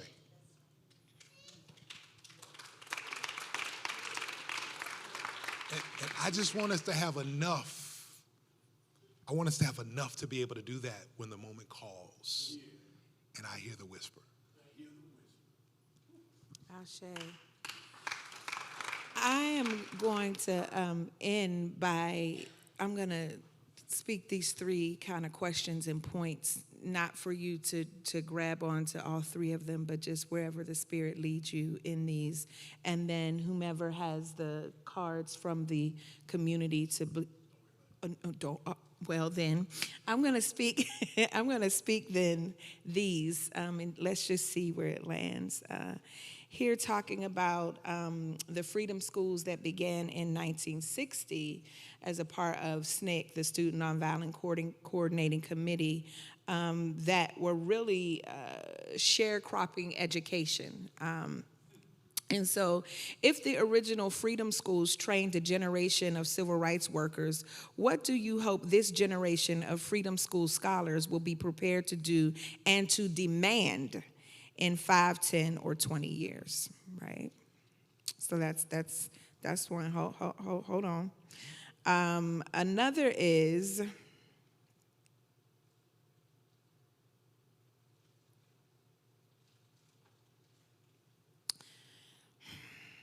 if we've already proven that culturally rooted child-honoring pedagogy works, what stops the state from adopting it? Is it fear of black and brown joy, or fear of black and brown brilliance? Or what is our strategy for turning these freedom school truths into legislative mandates? Yeah, I'll pull the two together with a story and say that one of my favorite freedom school stories is, maybe I shouldn't tell this story. Gotta say, Ashe, keep going, son. In the summer, the last summer in St. Louis, when my children were in freedom schools, my now 15-year-old Dallas, now 15-year-old Mason, was interviewed by ABC about violence in the community, because that was the issue that was chosen for all freedom school scholars across the country to learn about and advocate around on the National Day of Social Action in freedom schools. So it is a part of the project and program. July 23rd, National Day of Social Action this year. Public education is a public good. That is our focus this year. My son was interviewed by ABC, this national outlet, because all of our freedom school scholars from our network in St. Louis descended upon City Hall to run an action on the president of the Board of Aldermen and the mayor, who were running against each other to be the mayor in that election, but both had to come to freedom schools and read aloud. And when they came to read aloud, they were asked about their jobs, and they were asked why they chose their book, and they were asked about how they chose to be what they wanted to be, and they were asked about affordable housing in the community. He is now 15. He was 8. They were asked about violence prevention programs by the scholars. And then the mayor, then they were asked whether they could come to her office. Asked the Board of Aldermen president the same thing, can we come to your office? The mayor tried to not show up for them. So our freedom school scholars created banners about what they thought should be done in alternatives for youth violence. And it was stuff like shoot basketballs, not people. And like it was their advocacy at their level, had banners, and over 100 of them turned out at City Hall, and she tried not to show up. And so they started running actions, and they all of a sudden got real cozy with the president of the Board of Aldermen outside her office, loud. And she decided to come out. What she didn't know is that our freedom school scholars had spent time, what the president of the Board of Aldermen didn't know, was that they spent time with the local organization, the Coalition Against Police Crimes and Repression, doing political education over the summer about youth violence and alternatives, and they understood that public safety was actually a public health issue. They understood that the city had defunded public health and put all their money into police. Come on. And them 8-year-olds had questions about it. So I said, I said into your question, your first question was, 20 years from when? They are full, whole human souls, agents in the political economy and political landscape right now, and they can engage right now. They can put pressure on legislators right now. Right now, I say. They can be our political compass, our moral compass right now. And I hope that they are unleashed to do that by a supportive community who's creating a context for them that is not about condescension, but is about their agency and about their power. I also believe, and they will live that through if they start it now. Yeah. They will live that through if they start it now. Why isn't the system doing it? It hadn't been made to. Power concedes nothing without a demand. It hadn't been made to. We have not decided that we will vote on behalf of our children. And we have not called people to act in their behalf. That's us. It's an us problem. What Ramesh say is the responsibility of the community to create the conditions for young people to thrive. So legislators don't do it because we haven't called them to ask them about it. We don't have an articulated agenda for children. If you want one, go to childrensdefense.org until you create your own. We got one for you through 2030 so that we can ask people about those questions. And we should be having children's summits to ask political candidates about these issues. We should be asking them specifically about these things. But yeah, You made me think of a story. Our daughter, a few years ago, maybe either it was last year or the year before last, our youngest one. We have 2 daughters, my spouse and I, and they attend Reynolds High School here.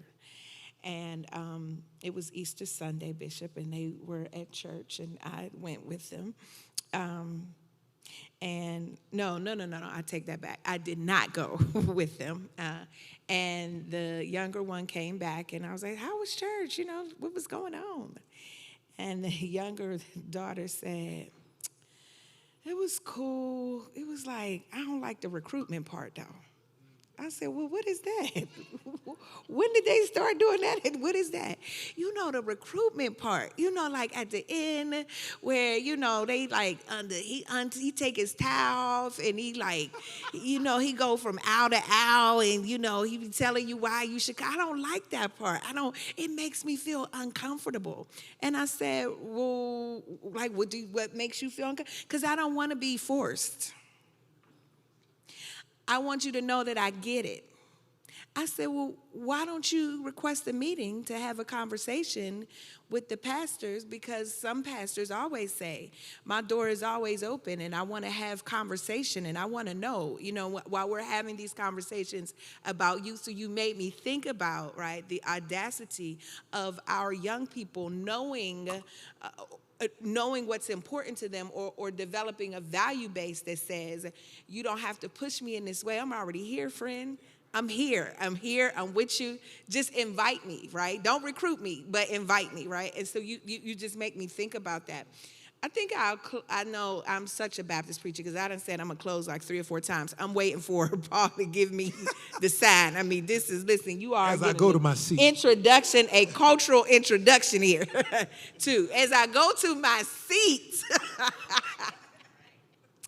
I remember a couple years ago, I think you were there when we were closing for Proctor, and I think I started with this story about being a little girl and in my community, as well as maybe some of you might remember, that when the street lights come on.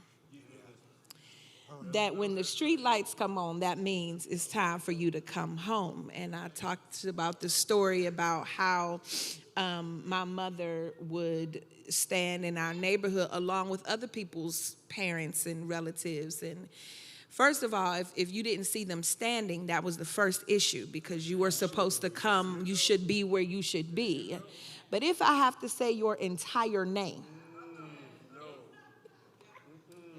if I got to call your whole name, there's a whole problem.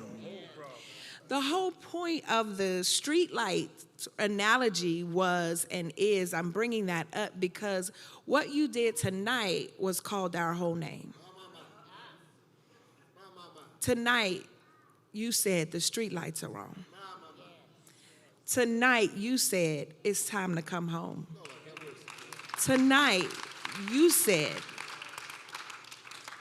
action for equity, equity for everybody who in here, everybody lottie dottie, everybody who in here, you said your entire name is being called, and you cannot afford to continue to be outside without knowing that there is a community that is waiting on you.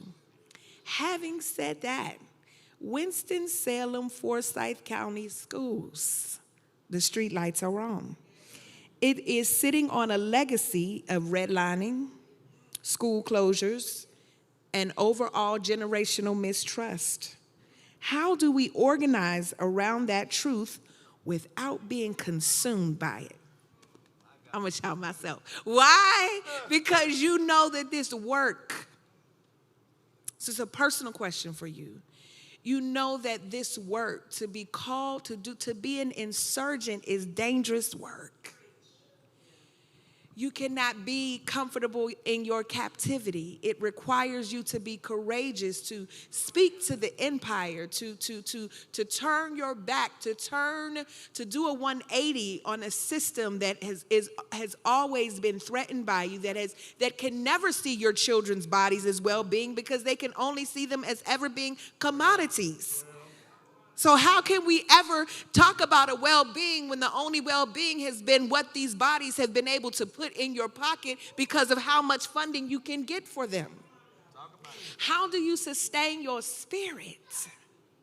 How do you continue to welcome us home or call us home?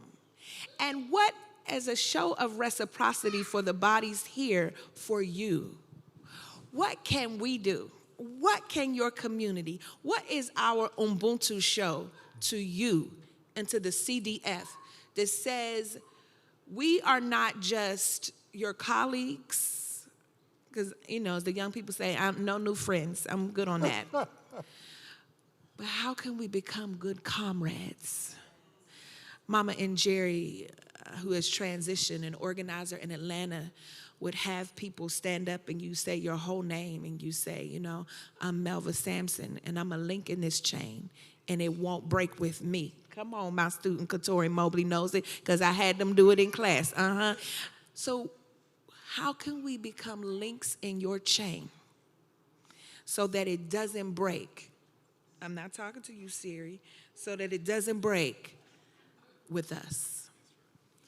And you're going to have to find a word. Yeah, I appreciate the invitation. I want to offer a few things. First, how I remain in this work, remain encouraged, and keep a joy. I offer to people all the time that if you're anywhere around this work, and you all are, because you came out on a rainy Wednesday night, there is at least one child who makes you smile. I'm talking about like they mess stuff up. You see them trying to get it right, or you remember them and you haven't seen them in a long time. But when you think, you can't think about them without smiling. Like for me, that is Amber Ella Marie Wilson, my 9-year-old daughter. My boys say she's my favorite, and they're right. And so she's their favorite too, right? I don't feel bad. She's their favorite too. I actually have a regular practice, and I encourage people to do it. There's sometimes you got to pause, you got to stop, you got to close your eyes, and just think about the child who makes you smile. You take your time with it.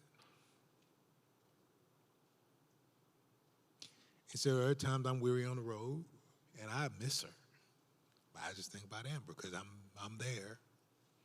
Because it's my responsibility to build a world where she is seen, she is safe, and she is secure. Because I've read all of Ramesh's work, and I believe in his theories, but I experience child well-being when she is seen, and she is safe, and she is secure, because what she will do is sing and dance like nobody's watching. And when I get that picture, and I understand that to be my responsibility, then I can go another further. Right? And to be links in my chain, I got some practical stuff I got to do. I got to make sure we got solid Freedom School partners who keep coming back. There's a few of them in the room. Cut them a check. See, let church say amen.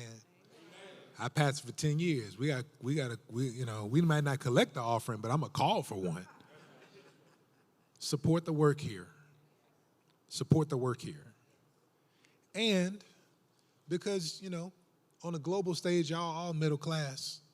I pastored in a church where people couldn't make a commitment on Wednesday and keep it on Saturday because life was so precarious that the world acted on them in between. But y'all made an appointment for Wednesday, and y'all kept it. So I know you got a little extra. So after you cut that check, cut one to Children's Defense Fund at childrensdefense.org. Be a link in the chain. I got to raise $30 million this year to advance this work. And so I encourage you to do that as well. But more than your resources and your meditative commitments, choose one act. And I want to be intentional in this moment and say, make it a political act. An act, remember my definition from William Serban? If I keep calling his name, I got to go find that man. I ain't seen him in about 30 years. An act that changes who gets what in this moment. What is the thing that you can do to change who gets what? Because what we have done in the last 2 weeks is we decided that them that's got shall get. And them that's not shall lose. And it is our responsibility to change that. You can do that by connecting more deeply with the neighbor around and making sure they understand the thing. You can do that by interrupting that ignorant conversation about who's helping who with some clarity about the children you come to know. You can do that by reading aloud in a Freedom School, by getting a little closer to the matter. Do these things, and don't do them just to feel better, but do them because you want to change who gets what. And now is a time in our country's history where that is more important than ever in the interest and for our children. Thanks, family.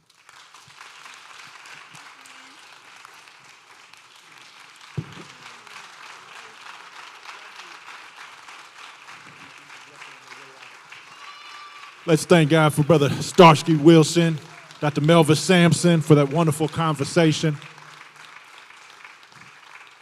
I'm going to ask Bishop Mack to come on and just give us a blessing on the way out. Thank you all for hanging in tonight and sticking around for this wonderful fireside chat. Can we give another hand praise for a tremendous night? Let's give Starsky another hand praise. Man, you were excellent. And our interviewer, let's thank God for her as well. You all were great. God, we thank you. We're so richly blessed by the truth that's been shared in this space tonight. We ask, oh God, that as we leave this place, but never from your presence, that you would give us the tenacity to implement and to make change where necessary. We thank you now for our gathering tonight. Be with us until we meet again. In the name of our Lord, we do pray. Amen. Amen. Speak.